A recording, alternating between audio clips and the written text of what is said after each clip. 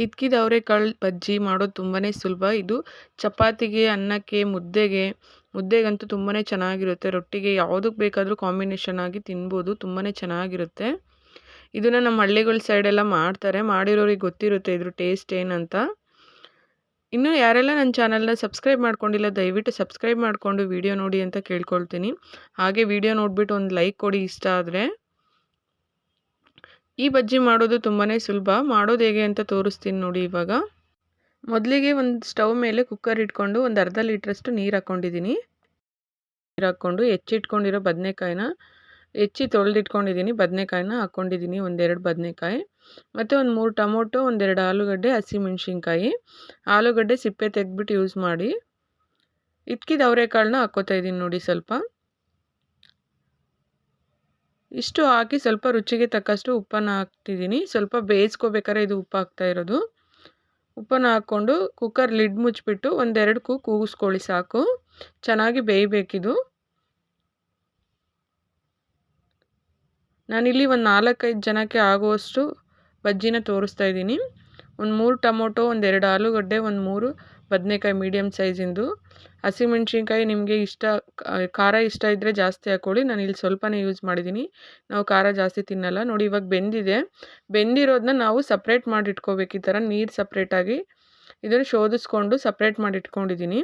ಈಗ ಇದಕ್ಕೆ ಬೆಳ್ಳುಳ್ಳಿ ಹಾಕ್ಕೋತಾ ಇದ್ದೀನಿ. ಒಂದು 3 ಬೆಳ್ಳುಳ್ಳಿ ಹಾಕ್ಕೊಂಡು ಸ್ವಲ್ಪ ಕೊತ್ತಂಬರಿ ಹಾಕ್ಕೊಂಡು ಅದನ್ನು ಚೆನ್ನಾಗಿ ಜಜ್ಕೋಬೇಕು. ಅಂದರೆ ಸ್ಮ್ಯಾಶ್ ಮಾಡ್ಕೋಬೇಕು.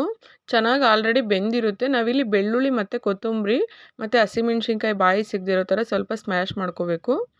ತುಂಬ ನುಣ್ಣಗೆ ಮಾಡ್ಕೋಬೇಡಿ, ತಿನ್ನೋದಕ್ಕೆ ಅಷ್ಟು ಚೆನ್ನಾಗಿರಲ್ಲ. ಎಲ್ಲ ಬಾಯಿಗೆ ಸಿಗ್ತಾ ಇದ್ರೇ ತುಂಬ ಟೇಸ್ಟಿಯಾಗಿರುತ್ತೆ. ಈ ರೀತಿಯಾಗಿ ಸ್ಮ್ಯಾಶ್ ಮಾಡಿ ರೆಡಿ ಮಾಡಿ ಇಟ್ಕೊಂಡಿದ್ದೀನಿ ನೋಡಿ. ಇಷ್ಟು ನುಣ್ಣಗಾದರೆ ಸಾಕು. ಈಗ ಸ್ಟವ್ ಮೇಲೆ ಒಂದು ಬಾಣಲೆ ಇಟ್ಕೊಂಡಿದ್ದೀನಿ ಒಗ್ಗರಣೆಗೆ. ಸ್ವಲ್ಪ ಎಣ್ಣೆ ಹಾಕ್ಕೋತಾ ಇದ್ದೀನಿ ನೋಡಿ, ಒಂದು 3-4 ಸ್ಪೂನು. ನೀವು ಎಣ್ಣೆ ಜಾಸ್ತಿ ಇಷ್ಟಪಡಲ್ಲ ಅನ್ನೋರು ಒಂದು 2 ಸ್ಪೂನಷ್ಟು ಹಾಕ್ಕೊಳ್ಳಿ ಸಾಕು. ಸ್ವಲ್ಪ ಸಾಸಿವೆ ಹಾಕ್ಕೊಂಡಿದ್ದೀನಿ. ಸಾಸಿವೆ ಸ್ವಲ್ಪ ಚಿಟಪಟ ಅಂದಮೇಲೆ ಸ್ವಲ್ಪ ಜೀರಿಗೆ ಹಾಕ್ಕೊಂಡಿದ್ದೀನಿ.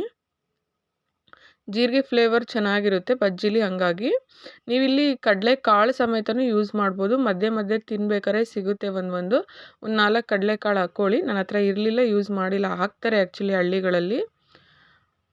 ಸ್ವಲ್ಪ ಕರಿಬೇವು ಹಾಕ್ಕೊಂಡಿದ್ದೀನಿ. ಕರಿಬೇವೆಲ್ಲ ಸ್ವಲ್ಪ ಇದಾದಮೇಲೆ ಈರುಳ್ಳಿ ಸಣ್ಣದಾಗಿ ಕಟ್ ಮಾಡ್ಕೊಂಡಿರೋ ಈರುಳ್ಳಿ ಹಾಕ್ಕೊಂಡಿದ್ದೀನಿ. ಈರುಳ್ಳಿ ಸ್ವಲ್ಪ ಫ್ರೈ ಆಗಬೇಕು ಚೆನ್ನಾಗಿ. ಈರುಳ್ಳಿ ಸ್ವಲ್ಪ ಫ್ರೈ ಆಗಬೇಕಾದ್ರೆ ಸ್ವಲ್ಪ ರುಚಿಗೆ ತಕ್ಕಷ್ಟು ಉಪ್ಪನ್ನು ಹಾಕ್ಕೋತಾ ಇದ್ದೀನಿ. ನೋಡಿ ನಾವು ಬೇಯಿಸ್ಬೇಕಾದ್ರೆ ಉಪ್ಪನ್ನು ಹಾಕಿರ್ತೀವಿ, ಮರಿದೇನೆ ನೆನ್ಪು ಮಾಡಿಕೊಂಡು ಇಲ್ಲಿ ಉಪ್ಪನ್ನು ಎಷ್ಟು ಬೇಕೋ ಅಷ್ಟೇ ಸೇರಿಸ್ಕೋಬೇಕು. ಈಗ ಸ್ಮ್ಯಾಶ್ ಮಾಡಿ ಜಜ್ಜಿಟ್ಕೊಂಡಿರೋ ಬಜ್ಜಿನ ಈ ಒಗ್ಗರಣೆಗೆ ಹಾಕಿ ಮಿಕ್ಸ್ ಮಾಡ್ತಿದ್ದೀನಿ. ನಿಮಗೆ ಕ್ವಾಂಟಿಟಿ ಜಾಸ್ತಿ ಬೇಕು, ಸ್ವಲ್ಪ ಜನ ಜಾಸ್ತಿ ಇದ್ದಾರೆ ಅಂದರೆ ನಾವು ಬೇಯಿಸಿಟ್ಕೊಂಡಿರೋ ನೀರನ್ನು ಹಾಕ್ಬಿಟ್ಟು ಈ ರೀತಿಯಾಗಿ ಬಜ್ಜಿನ ಮಿಕ್ಸ್ ಮಾಡ್ಕೋಬೋದು. ನಾನು ಸ್ವಲ್ಪನ ಹಾಕ್ಕೊಂಡಿದ್ದೀನಿ ಇಲ್ಲಿ. ತುಂಬ ಹೊತ್ತು ಕುದಿಸ್ಕೊಳ್ಳೋ ಅವಶ್ಯಕತೆ ಇಲ್ಲ ಬಜ್ಜಿನ, ಯಾಕಂದರೆ ಬೇಯಿಸ್ಕೊಂಡಿರ್ತೀವಲ್ವ ತರಕಾರಿಗಳ್ನ. ಆಗಲೇ ಸ್ವಲ್ಪನೇ ಮಿಕ್ಸ್ ಮಾಡಿಕೊಂಡು ಒಂದು ನಿಮಿಷ ಬೇಯಿಸ್ಕೊಂಡ್ರೂ ಸಾಕು. ನೋಡಿ ರೆಡಿಯಾಗಿದೆ ಬಜ್ಜಿ. ಇಲ್ಲಿ ಇದ್ಕಿದ ಅವರೆಕಾಳು ಬಜ್ಜಿ ರೆಡಿಯಾಗಿದೆ. ನಿಮ್ಗೆ ಈ ರೆಸಿಪಿ ಖಂಡಿತವಾಗ್ಲೂ ಇಷ್ಟ ಆಗಿದೆ ಅಂದ್ಕೊಂಡಿದ್ದೀನಿ.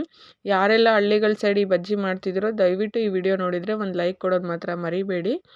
ಹಾಗೆ ನನ್ನ ಚಾನಲ್ನ ಇನ್ನೂ ಯಾರು ಸಬ್ಸ್ಕ್ರೈಬ್ ಆಗಿಲ್ಲೋ ದಯವಿಟ್ಟು ಸಬ್ಸ್ಕ್ರೈಬ್ ಆಗಿ ವಿಡಿಯೋ ನೋಡಿ ಅಂತ ಕೇಳ್ಕೊತೀನಿ. ಇದಕ್ಕೆ ಬೇಳೆ ಸಾಂಬಾರು ಪುಡಿನೂ ಸೇರಿಸ್ಕೋತಾರೆ ಸ್ವಲ್ಪ ಜನ. ನಾನಿಲ್ಲಿ ಸಿಂಪಲಾಗಿ ಮಾಡಿ ತೋರಿಸಿದ್ದೀನಿ.